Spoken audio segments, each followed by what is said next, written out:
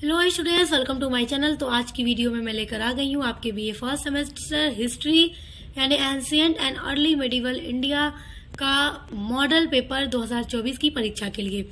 तो मेरे जो भी स्टूडेंट्स 2024 में अपने हिस्ट्री का एग्जाम देने वाले हैं, जिसका टाइटल है ancient and early medieval India 1206 ईस्वी तक आपको पढ़ना है आपके इस सिलेबस के अंतर्गत। और इसका सिलेबस भी मैंने अपलोड कर दिया हुआ है और इसकी क्लास भी मैंने करवा रखी है और प्लेलिस्ट भी मैंने बना दी है और आपके सभी टॉपिक्स उस प्लेलिस्ट में ऐड है। तो उम्मीद करती हूँ आप सभी लोगों ने पढ़ा होगा, क्लास की होगी। जिन्होंने नहीं की है तो प्लेलिस्ट को चेक कर लीजिएगा। इसी वीडियो के डिस्क्रिप्शन बॉक्स में मैं आपको प्लेलिस्ट दे दूंगी, आपको अपने सभी सिलेबस के टॉपिक मिल जाएंगे। आइए मैं आपके मॉडल पेपर के उन क्वेश्चंस को बताती हूँ जो आपकी परीक्षा के दृष्टि से महत्वपूर्ण है। तो ध्यान से देखिएगा एक एक क्वेश्चन को, बहुत महत्वपूर्ण है। तो आइए सबसे पहले आपके मॉडल पेपर के खंड अ को देखते हैं। आपके खंड अ में आपको अति लघु उत्तरीय प्रश्न दिया जाता है, जिसमें आपको 10 प्रश्न दिए जाते हैं और आपको सभी प्रश्नों के उत्तर लिखने के लिए कहा जाता है और प्रत्येक प्रश्न का उत्तर आपको 50 शब्दों में देना होता है। तो ध्यान से सभी प्रश्नों को देखिएगा। पहला प्रश्न है प्रागैतिहासिक को परिभाषित कीजिए। देखिए प्रागैतिहासिक क्या है, इस पर वीडियो मैंने अपलोड की है और आपके ancient and early medieval India का जो यूनिट नंबर 1 है वो इसी पर वीडियो अपलोड है, क्योंकि आपका जो हिस्ट्री शुरू होता है वो यहीं से होता है। तो इस पर भी मैंने कंप्लीट पूरा वीडियो अपलोड किया हुआ है, तो आप पढ़ लीजिएगा। नेक्स्ट मोस्ट इम्पॉर्टेंट क्वेश्चन है वैदिक सभ्यता से आप क्या समझते हैं। देखिए वैदिक सभ्यता क्या है, इसके बारे में पूरा एकदम डिटेल में मैंने वीडियो बना रखा है। जहां जहां से आपके क्वेश्चन आएंगे वहां से पूरा मैंने कंप्लीट करवा दिया है टॉपिक आपका, तो आप देख लीजिएगा। थर्ड क्वेश्चन है वैदिक काल में स्त्रियों की दशा का वर्णन कीजिए। देखिए वैदिक काल में महिलाओं की जो स्थिति थी उस समाज में वो कैसी थी, वो भी मैंने समझा दिया था आपको। आपने क्लास की होगी तो अच्छे से आपको पता होगा, और अगर आपने नहीं की है तो प्लीज आप लोग देख लीजिएगा। आप प्लेलिस्ट में विजिट करके डिस्क्रिप्शन बॉक्स में इसी वीडियो के प्लेलिस्ट मैंने दे दी है। क्वेश्चन नंबर 4 है अशोक के कलिंग विजय का संक्षेप में उल्लेख कीजिए। देखिए ये भी बहुत महत्वपूर्ण प्रश्न है। और अशोक ने कलिंग जब विजय किया, कलिंग को जीता, उसके बाद फिर अशोक ने कभी युद्ध नहीं किया। क्यों युद्ध नहीं किया? क्योंकि कलिंग के युद्ध एक ऐसा युद्ध था जिसको देखकर, जिसमें बच्चों महिलाओं किसी को भी नहीं छोड़ा गया था, सभी को मारा गया था। और कलिंग के युद्ध के बाद अशोक ने ये निर्णय कर लिया कि वो कभी भी युद्ध नहीं लड़ेंगे, क्योंकि इसमें इतना खून बहा था कि अशोक को वो देखकर, अशोक भी देखकर एकदम आश्चर्यचकित हो चुके थे। उनको इतना बड़ा झटका लग गया था कि फिर उन्होंने कभी युद्ध न करने की ठान ली थी और उसके बाद उन्होंने कभी युद्ध नहीं लड़ा। तो कलिंग के युद्ध के बारे में भी पूरा डिटेल में पढ़ लीजिएगा। नेक्स्ट है चंद्रगुप्त मौर्य ने किस शासक को हटाकर मौर्य वंश की स्थापना की थी। तो सब कुछ हमने पूरा डिटेल में पढ़ा हुआ है, तो आप देख लीजिएगा। सब कुछ मैंने आपको समझाया हुआ है, कुछ भी नहीं छूटा है। नेक्स्ट है महमूद गजनवी के आक्रमणों का भारत पर क्या प्रभाव पड़ा। तो महमूद गजनवी का आक्रमण का क्या प्रभाव पड़ा आप देख लीजिएगा, बहुत महत्वपूर्ण टॉपिक है। एक एक प्रश्न जो आपको मैं बता रही हूँ सभी महत्वपूर्ण है और परीक्षा में यही प्रश्न दिए जाएंगे। 7वां प्रश्न है सामंतवाद के उदय का राजनीतिक जीवन पर क्या प्रभाव पड़ा, आप इसको भी तैयार कर लीजिएगा। अगला प्रश्न है बिंदुसार कौन था, और अति लघु में आपके ये प्रश्न जरूर पूछेगा कि बिंदुसार कौन था।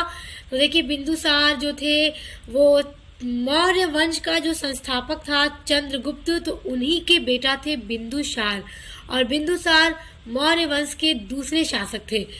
अगला आपका प्रश्न है अजात शत्रु। तो देखिए अति लघु में बस इतना लिख के छोड़ देगा अजात शत्रु। तो अब आपको लिखना होगा क्या कि अजात शत्रु कौन था।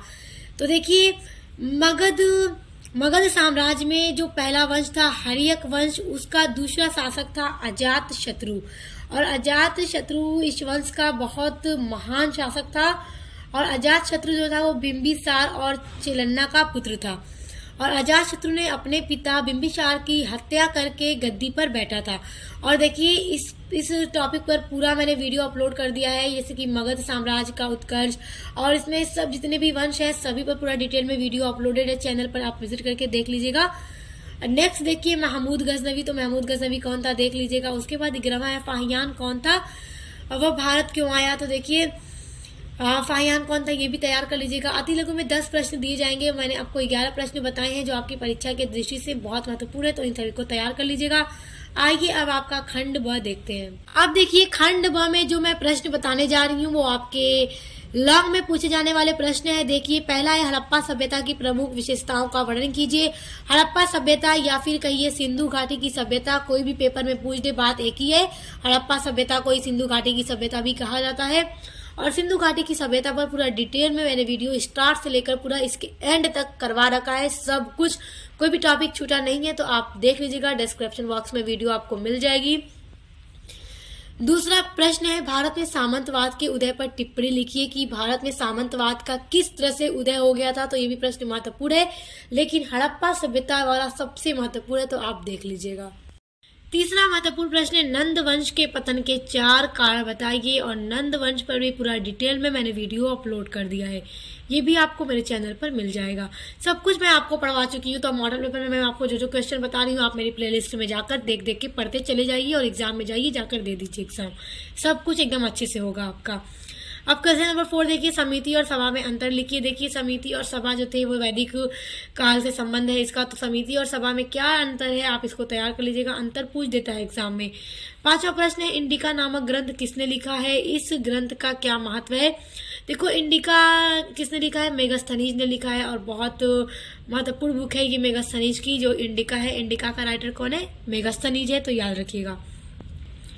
अगला महत्वपूर्ण प्रश्न है, चंद्रगुप्त मौर्य को भारत का प्रथम ऐतिहासिक सम्राट क्यों कहा जाता है। तो ये भी तैयार कर लीजिएगा, बहुत महत्वपूर्ण प्रश्न है।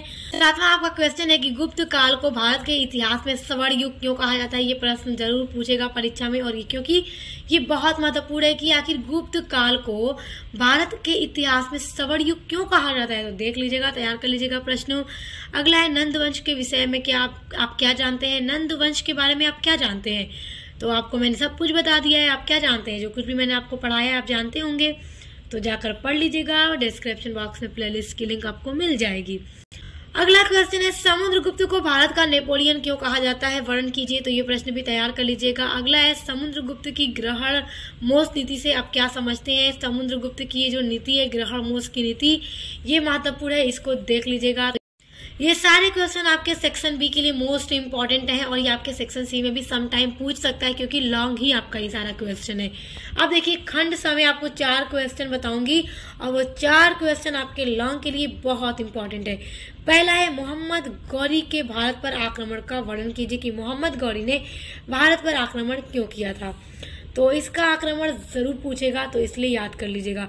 दूसरा है, कौटिल्य का परिचय दीजिए एवं उसके ग्रंथ अर्थशास्त्र की विवेचना कीजिए।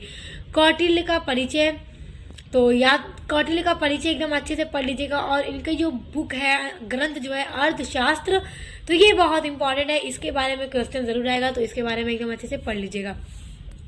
अगला है, हिंदुओं के रीति रिवाजों की विवेचना कीजिए। ये प्रश्न भी महत्वपूर्ण है, इसको भी तैयार कर लीजिएगा। अगला है, राजपूत उत्पत्ति का सिद्धांत बताइए कि राजपूत उत्पत्ति का क्या सिद्धांत है।